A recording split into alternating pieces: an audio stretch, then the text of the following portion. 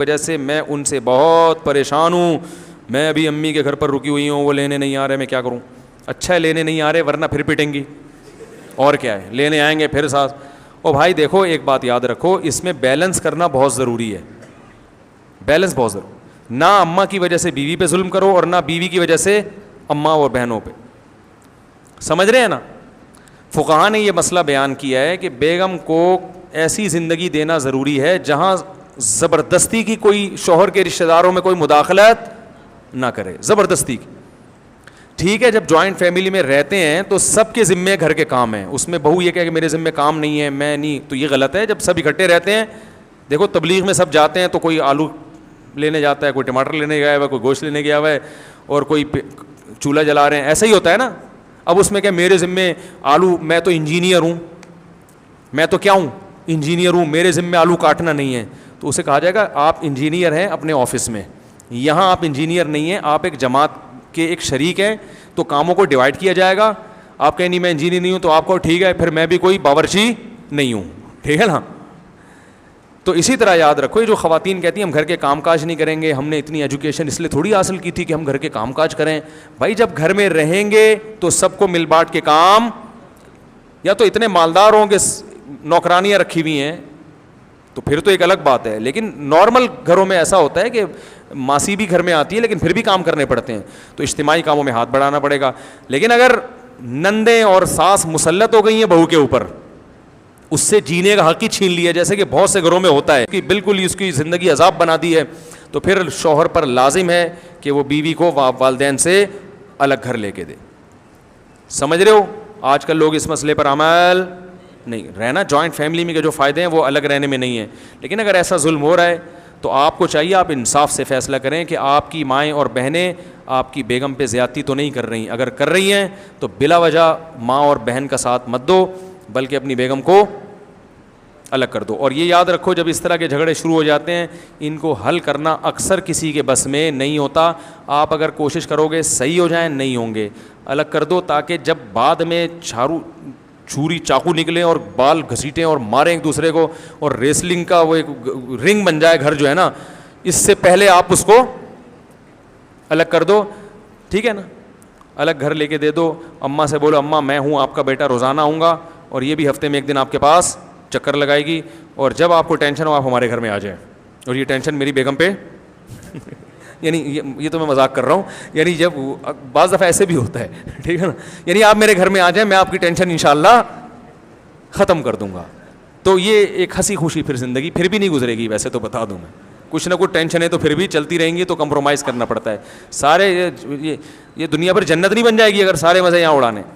لیکن ظلم نہیں کرو بھائی, اپنی بہنوں اور ماؤں کی وجہ سے بیوی پہ ظلم نہ کرو, اور ماں کے ساتھ بھی بدتمیزی نہ کرو. لیکن میں ایک بات آپ کو بتاؤں, ناراض تو نہیں ہوں گے, آج کل جس کے مطلب کی بات کرو نا بس وہ تو خوش ہوتا ہے, اور جس کے اگینسٹ جا رہی ہو. اگر بہو سیدھی سادی مل جائے نا تو مائیں اس کا ستیہ ناش کرتی ہیں, بتا دوں میں آپ. جیسے کم عمری میں شادی ہو گئی, بچی گھر چلی گئی سسرال, وہ بیچاری ابھی اس کو گھر میں بھی کھیلتی کودتی تھی زیادہ, اس کو کچن کی فکر نہیں ہوتی تھی. ایسا ہوتا ہے نا. اب باپ تو برداشت کر لیتا ہے, باپ تو کہتا ہے, اس کو پتہ ہے میری بچی کا ابھی میچور نہیں ہوئی ہے, چلو کبھی پوچھ لیا ٹھیک ہے, نہیں پوچھا تو تھوڑی سی تنبیہ کر دیں گے.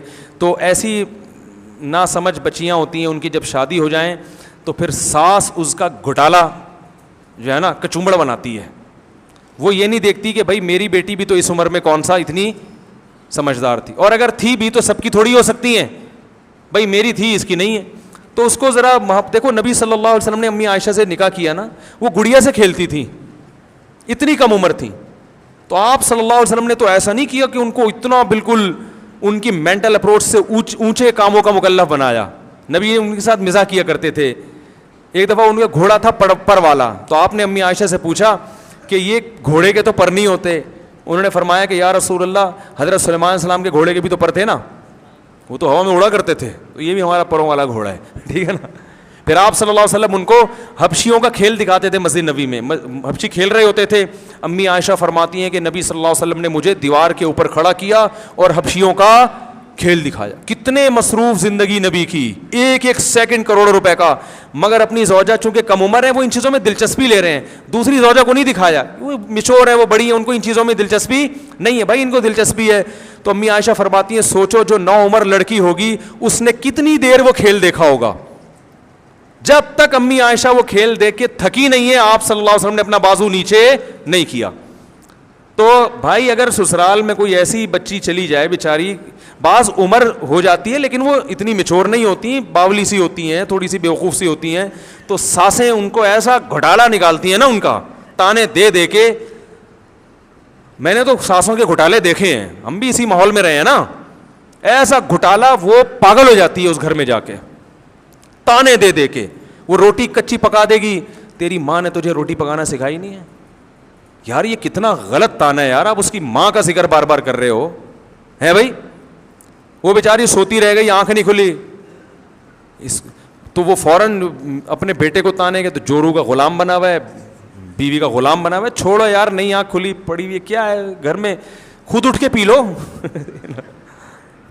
میں پھر بھی یہ نہیں کہتا کہ جو بہویں ساس کی خدمت نہیں کرتی اچھا کرتی ہیں, ان کو بھی بڑوں کا احترام کرنا چاہیے.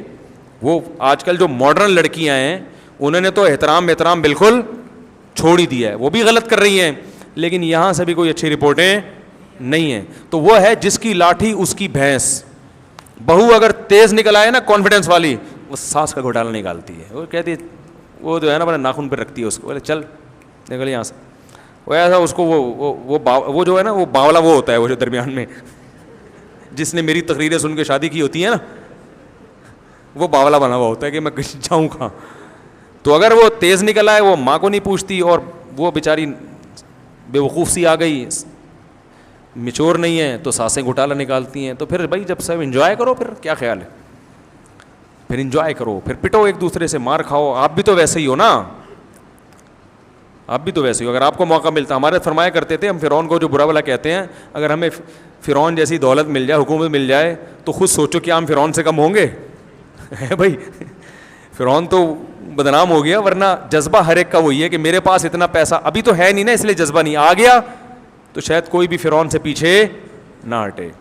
تو بہتر پتہ ہے کیا ہے, اس زمانے میں افضل یہی ہے کہ شادی کرتے ہی بیوی کو, بلکہ شادی کرنے سے پہلے گھر کا انتظام کرو. بیگم اس گھر میں جائے گی, ادھر آئے گی نہیں. اگر آپ سمجھتے ہیں کہ آپ کی اماں بہت اچھی سیدھی سادی ہیں, پھر تو لے آؤ. اماں کا آپ بچوں کو پتہ ہوتا ہے میری اماں کتنی تیز ہیں. اگر آپ کو پتہ ہے میری اماں ذرا تیز ہیں, بہت ہوشیار ہیں, تو پھر بول دو کہ بھائی اماں بہو اس گھر میں نہیں آئے گی. میری والدہ اللہ ان کی مغفرت فرمائے, وہ اس معاملے میں بڑی نرم دل تھیں. ان کے اگر کبھی جھگڑے ہوئے تو بیٹی سے ہوئے, بہویں سے نہیں ہوتے تھے. وہ ہمیشہ بہوؤں کی سائڈ لیتی تھیں. لیکن ایسی ساسیں مارکیٹ میں کیا ہیں,